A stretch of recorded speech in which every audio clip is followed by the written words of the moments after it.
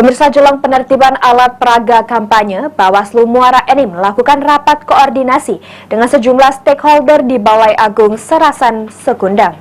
Apapun akan kita awasi secara bersama-sama.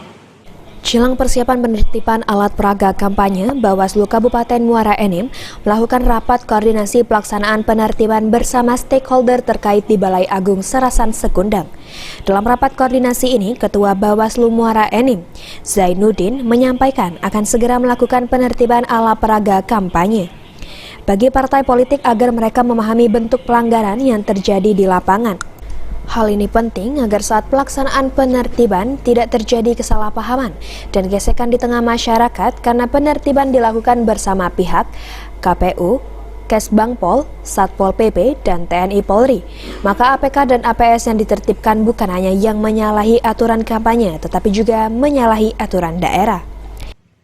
Kami adakan rakor untuk memperjelas kepada kawan-kawan partai politik untuk menurunkan secara mandiri bahwa APK yang ada, terutama yang melanggar aturan Perda, juga itu yang sudah ada unsur mengajak, seperti ada tanda untuk memilih nomor urut sekian, ataupun ada yang banyak saat ini ada lambang untuk mencoblos yang dilambangkan dengan tanda lambang paku. Nah, itu yang menjadi titik penertiban kita. Dengan rapat koordinasi, petugas penertiban akan lebih paham APK atau APS yang benar-benar menyalahi aturan kampanye dan Perda. Dengan begitu, petugas bisa langsung menindak jika melihat APK yang menyalahi aturan yang sudah ditetapkan.